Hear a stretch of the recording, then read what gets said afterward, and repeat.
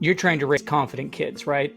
I mean, I used to think that the best way that I could raise confident kids was to treat everyone the exact same way. You know, as they use their gifts, as they go out there into the world, like, how do I treat people the exact same way, the same praise, create the same expectations for all of them so that no one ever felt left out, you know, or even thought that they were better than somebody else. And it turns out, like, that does not actually create confidence.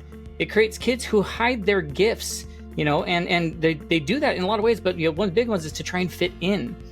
Real confidence comes from seeing and naming what makes each one of them unique, you know, and showing them how their strengths make the whole family stronger and how we can go out and make an impact with it. When you do that, you're not creating competition, you're creating more connection in your family. And so today we're going to be talking through this thing. I like to call it how you create a family gift culture, okay? This is where your home, where everyone's superpowers can shine and make an impact in their own way. And so we're going to dive deep into that today. Now, let me just say welcome to the Giver Method channel. My name is Jake. I'm glad you're able to join me. Now, most of my videos, we target three groups of people: parents, entrepreneurs, 9-to-5 professionals who are all feeling some level of overwhelm or stress, anxiety, burnout, things like that. But, you know, today's conversation, we're probably going to lean a little bit more towards the parents and grandparents, maybe future parents, mentors, you know, anyone who works closely with kids. Like if you're playing a role in shaping the next generation, then this one's going to be more for you. And so if you've ever felt stretched thin trying to guide kids with, you know, completely different personalities, all three of my boys are so different, and it's a navigation process. Or you've wondered how to nurture each child's strengths without creating some sort of competition, well, then you're in the right place. You know, if you're looking for maybe a very authentic like model of leadership and personal growth at home, you know, but, you know, your business or work demands keep pulling you away, then, you know, hey, you're in the right place. And if you're caught yourself worrying that your own sense of being stuck might be shaping how your kids see their potential, then this message is going to be for you too. So, like, keep an eye on those things. Most parents think that they have to choose either, like, I'm going to celebrate each kid individually or keep the family united, or how do I keep everything even? You know, and after years of navigating that myself with 3 boys, and also just working with tons of people, you know, hundreds of families, like, I learned the opposite is so true. When you actually intentionally recognize and develop each one's superpowers, you don't create any sort of division. You're creating deep trust and stronger bonds, and a home where everyone feels safe to be who they really are. And my gosh, then we can go make an even greater impact. And so I really want to dive in and unpack that for you today. Like I mentioned, my name is Jake Talbert. I'm the founder. I'm the author of this book. It's called The Giver Method. It is available on Amazon, and I will put a link where you can go get access to it. Right now it's available. You can get it for as low as $2. So I'll put a link where you can go get it on Amazon. It's the best $2. I think if you want to get a full physical, you pay up to upwards of like 10. Like, that's the best $2 to $10 you can invest in yourself. You know, this book is designed to help you uncover your own gifts and superpowers so you can create more impact and influence and value to the people around you, have better relationships, live a more fulfilled life, you know, bring more joy, delight, things like that. Like, just change who you are. And what's great is that it is grounded in my story, and I've walked a similar path to you. I'm a parent. I've got 3 boys. I'm an entrepreneur. I've worked in that corporate 9-to-5 world. So, like, I know what that's like. So all the exercises, action items, the stories, the examples, they're grounded in a path that's been similar to the one that you're walking. The exercises are designed that you can do with the life that you already have, not that you have to burn everything down. So I highly recommend you get yourself a copy. Like I said, there's a link in the description. Go get it. Or you can pause the video, open up your Amazon app, and go look for The Giver Method by Jake Talbert. You know, be that simple to go do. One of the stories, or one of the things that's very true about this, like, and I like to be honest with people. Like, I wasn't, like, this sort of an idea, this concept that we're talking about today wasn't always natural to me. Like, I remember, like, worrying constantly. Am I doing enough? Am I raising good kids or entitled kids? Am I raising kids who will hide their gifts because they're scared to stand out? You know, like I said, here's what I discovered. And it changed everything for us.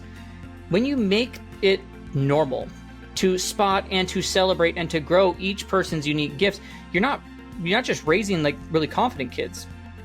Your whole family gets stronger. You build together as a part of that. And so today I want to walk you through 6 really practical strategies and principles for creating a family where gifts are recognized and celebrated and developed together.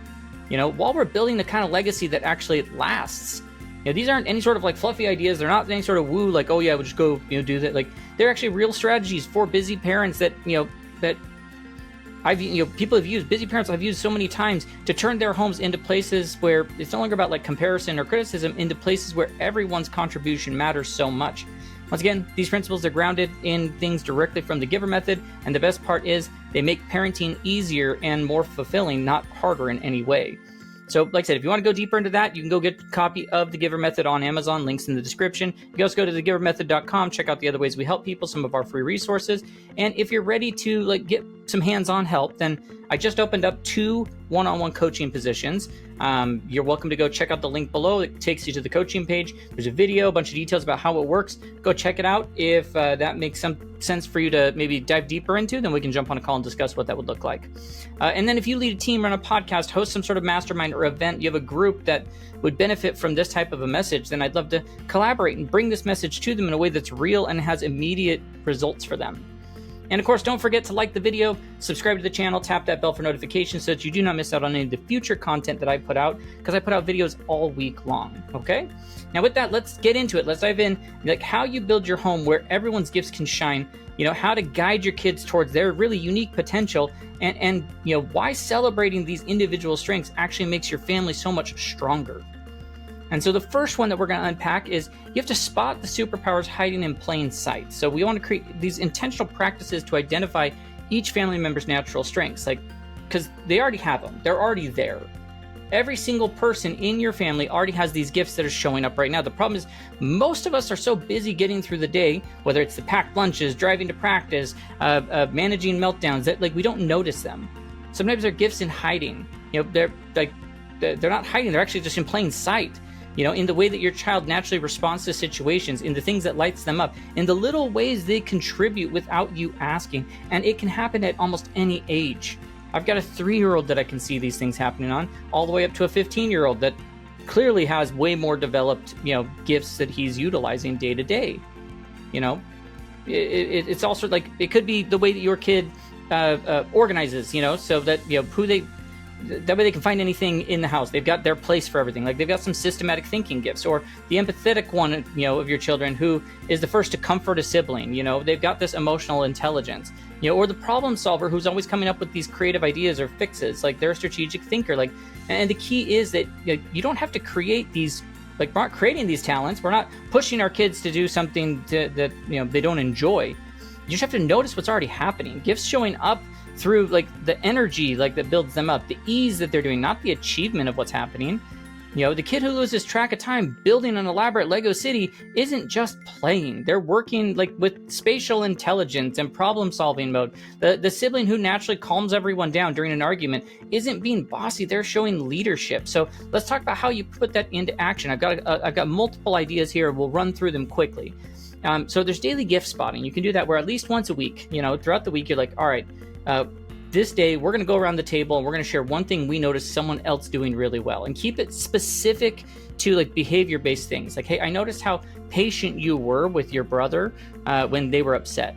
You explained the game so everyone could understand it. And over time, these moments train everyone to see the value in everyone's actions that are happening day to day, not just big wins. They help the kids recognize that their character and effort are noticed even when there's no trophy involved, and how they can lean on each other for that.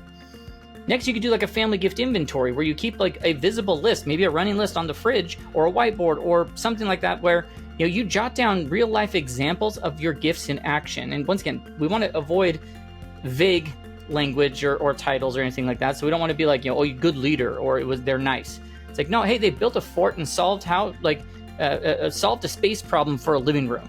They help the neighbor's child feel included at the park. Once again, this creates a living record of your strengths that we can revisit during tough days, moments of self-doubt, when you want to remind someone who they how they can be at their best.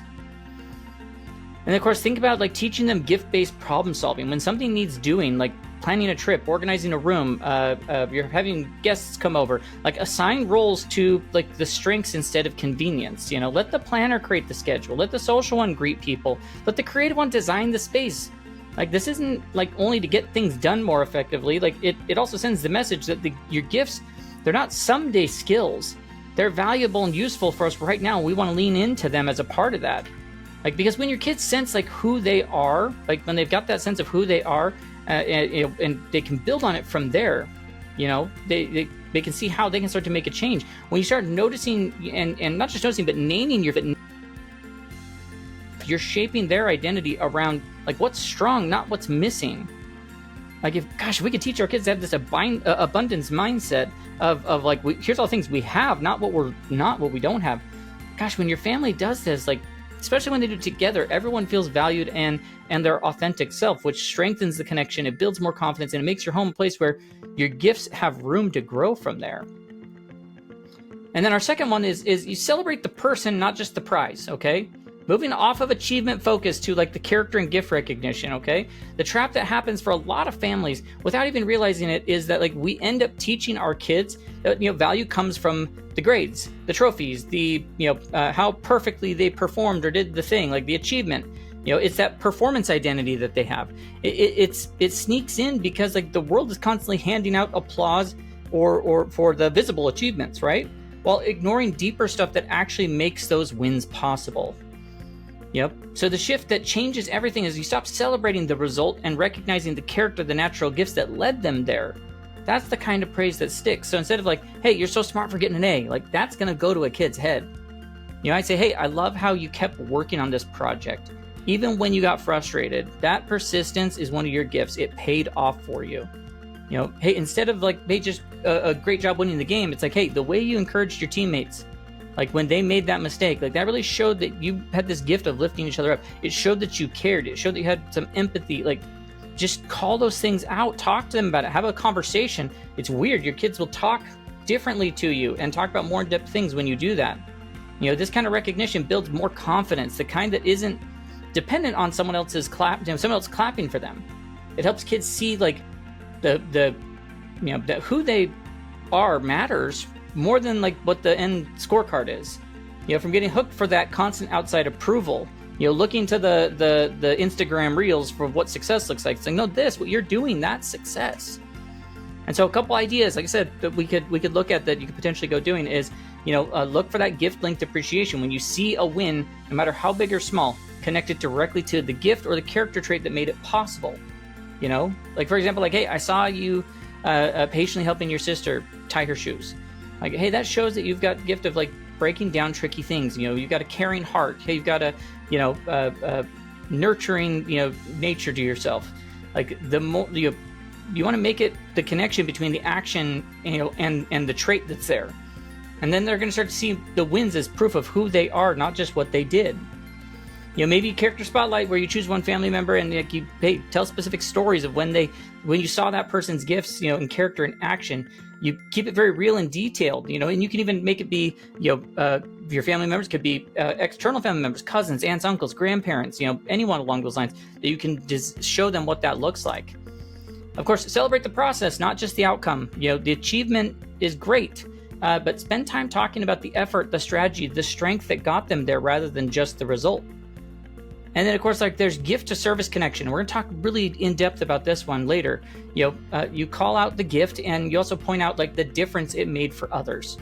Like let them see that. This helps them see their abilities as contributions rather than competition, keeping them grounded in service, humility. I said, I'm going to dive deep in that here in a little bit. So but it's so true to this point.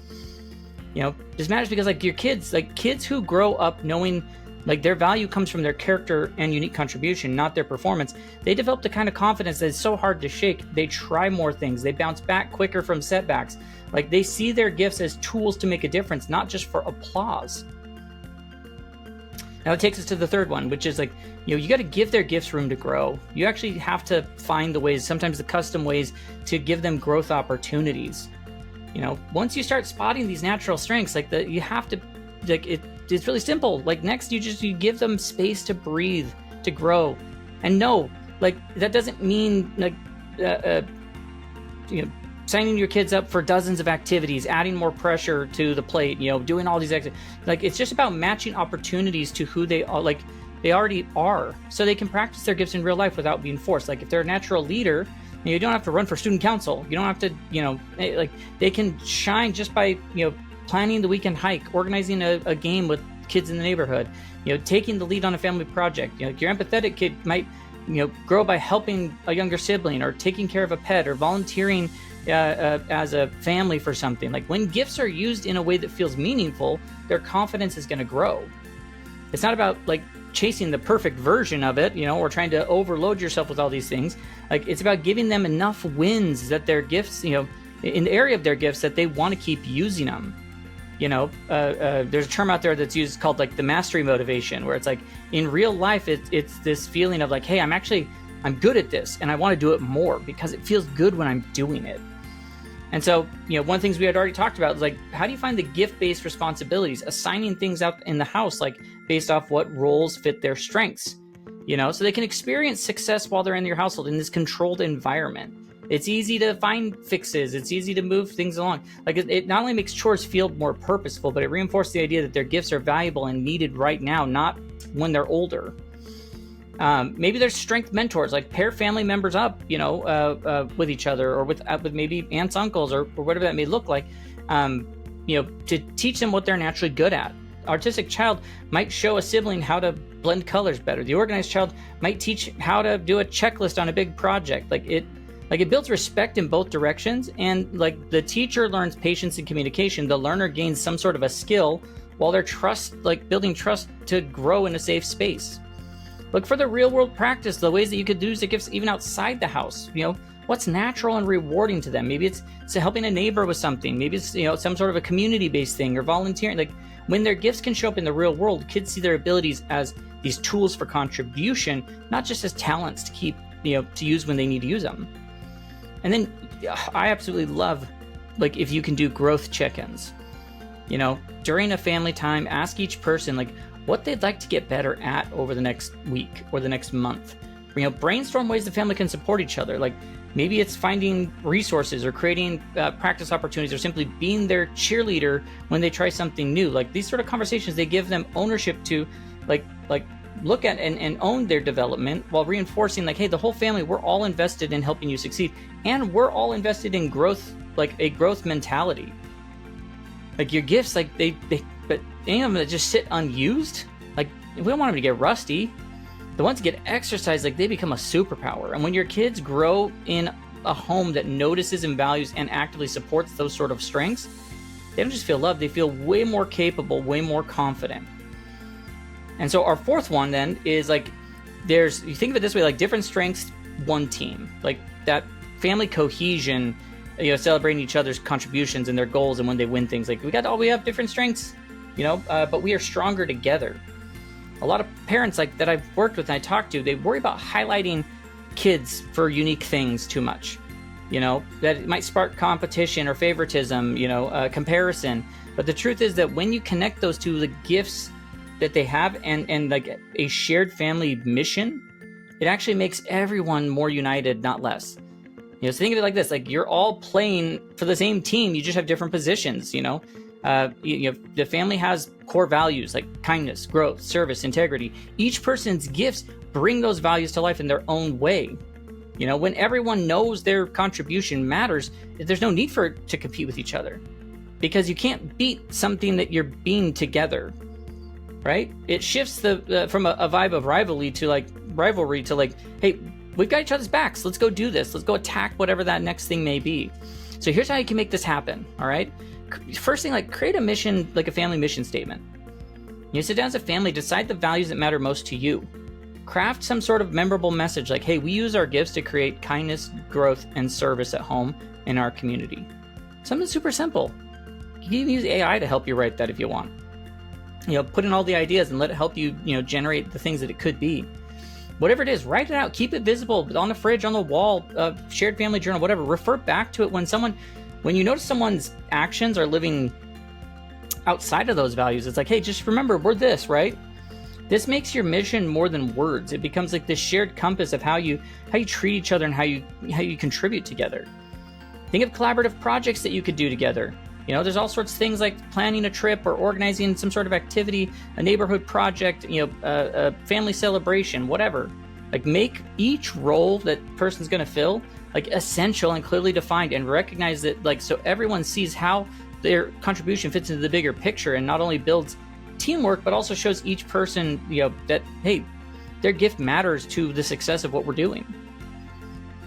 Find those moments to appreciate their strengths, during dinner, car rides, family check-ins, whatever. Share specific ways someone's strength made your week better, your day better, this thing better. These moments build pride without comparison. It helps everyone see how diverse gifts can benefit, how our gifts are showing up in different ways and in making an impact in each other's lives. When you run your home like this, when you look at it this sort of way, there's no competition. That goes away. Teamwork rises. So your kids grow up knowing like they're valuable and connected. There's tons of data and research out there that shows that families who that live in this sort of a way, that they've got like fewer sibling conflicts, more satisfaction in their relationships, and like your kids, like they carry those collaboration skills into their friendships and their careers and their future families. Like they use it in all sorts of ways.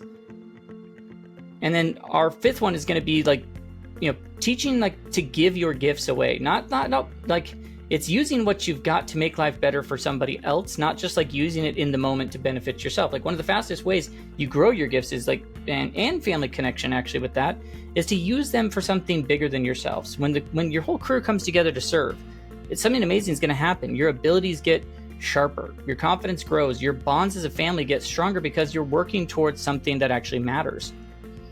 Your gifts aren't meant to sit on a shelf.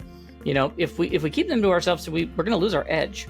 But when we use them to help others, they take on a whole new meaning. And kids especially start to see their talents not just as something they're good at, but something that can make a difference.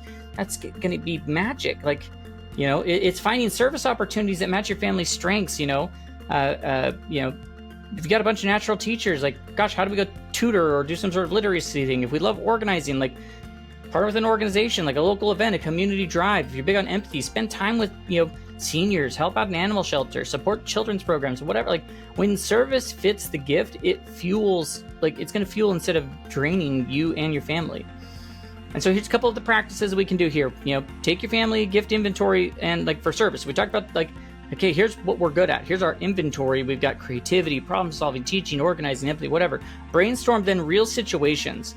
That's like, okay, well, how can we use this in our community, in our church, with our other family members, our friends, our neighbors, whatever. The key is to think specifically, like instead of, hey, let's help people. It's like, hey, let's plan a game night. Let's organize a clothes swap with a family that needs stuff. It helps everyone see like that their unique mix of talents has real value outside of the home. You could do service projects as a family. We love doing every year around Christmas, we do like a service project daily sort of a thing. We love that focus. We love being able to go out and help our neighbors, help the people around us, and include people, but also use our gifts as a part of that. Think of like how you reflect after you serve as well. So this is a big one. After a project, after you take time to serve, like take the time to talk about the experience. Ask things like, hey, how did your gifts make a difference today? What'd you learn about yourself while we were helping? And these conversations help connect the dots between the talents and purpose, reinforcing the gifts. They're more than just personal skills. They're tools to make the world better. And when you regularly do that, like you're not just raising kids who are good at stuff, you're raising kids who know their abilities come with responsibilities. Families that serve together like are always going to raise more compassionate leaders. That's the kind of impact that just sticks for long term. And then our sixth and final one is like, you got to make it safe to grow. There's family systems that encourage risk taking, and learning from our mistakes.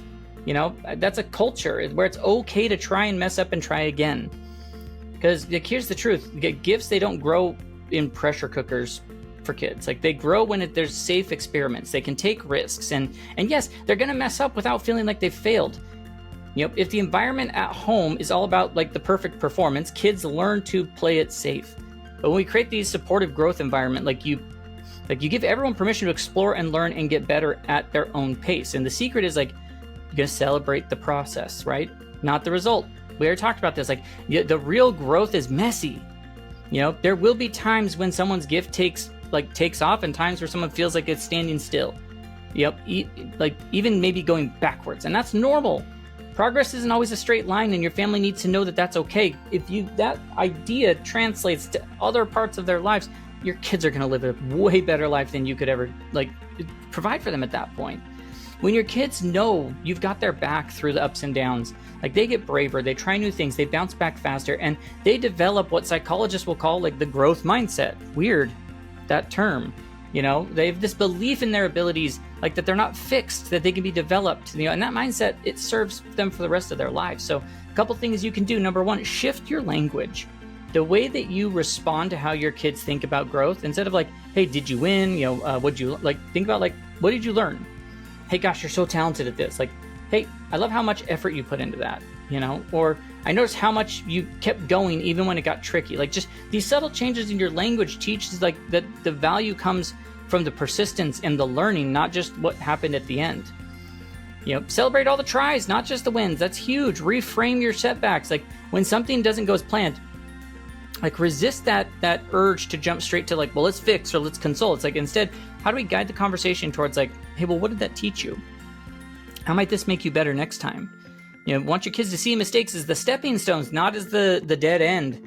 Let's build resilience for the long haul. And then like, model your own growth. Let your kids see yourself learning, struggling, trying again. Go get the GIVER method and start putting that into place. You'll show your kids all sorts of things. Tell them about the project at work that challenged you. Tell them, that watch you tackle a skill that you weren't good at. When they see you taking risks and you stay curious despite setbacks, it gives them the permission to do the same. Do it consistently, and you'll raise really resilient, adaptable humans who don't shy away from the challenges that come. They lean into them. They won't just protect their gifts, like they're going to keep them growing no matter what life is throwing at them. Now, with all that, like, here's what I want you to remember. Your family culture isn't like just about today. It's about the blueprint your kids carry with them for the rest of their lives. And listen, you probably had those nights lying in bed wondering, like, am I doing enough? Am I giving my kids what they need to thrive? You might feel like you're running on fumes, trying to keep everything together. Or maybe like you've even lost sight of what it takes each person in your home to be truly unique. But like, the good news is you don't have to be perfect to build a home where gifts can be seen and celebrated or develop. Like, you start being intentional about it. Like, the things we talked about today, like that we walked through, they aren't just like this, hey, these are parenting tips. Like, they're really doable things to turn your home into the kind of place where everyone's valued. And like, you create this amazing gift, like, factory where your contribution could be something so much bigger than yourselves. You stop, like, you got to just start, like, you got to spot the gifts every day. You got to see, we shift from these celebrating achievements to the process, right? When you create the opportunities for people to learn in their strengths, with like, hey, you're telling them they matter, and you're saying, hey, it's okay to mess up. Our family, like, we get stronger because of this. We don't need to compare each other's gifts, and we don't need to be in that sort of a game. When you take your gifts beyond the front door to serve others, my goodness, the abilities you're teaching, they aren't trophies, they're tools. So like I said, you don't have to start with everything we talked about. Pick one thing that stood out today. Maybe gift spotting conversation at dinner night. Maybe it's write a quick family mission statement. Maybe it's you pick, you just choose to stay closer, pay closer attention to what lights each person up this week. Like, the goal isn't like, I'm trying to create a perfect kid or a perfect family, because guess what? You never will. Like, it's about creating the environment where your kids feel safe enough to be themselves, brave enough to grow, and excited to use those gifts to make the world a little bit better. Now, if this message spoke to you and you want to dive deeper into that sort of concept, then that's where, like I said, go down to the link in the description, go to Amazon, get a copy of the GIVER method. It's packed with tons of practical tools to help you keep going in real life, even on the messy days. And if you want more personal guidance, then check out the link down below where there's the one-on-one coaching that we've got. And then, of course, if you've got a team, a podcast, event, whatever that may be, a mastermind, and this message would serve your people, then check out the link about speaking and podcasting below. Before you go, drop a comment on your biggest takeaway. I love hearing what sticks, what you're taking away from it.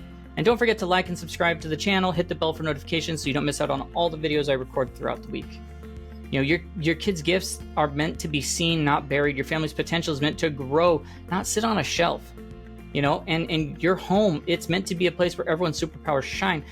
Starting with conversations that you can have tonight. These are all things you can do without having to burn it all down and start from scratch, or load of tons of things more on your plate. Just put the things in action that you can do right now. I'm so glad you're able to join me today and that you were able to watch all this. Hopefully you have a great rest of your day, and we'll catch you in our next video.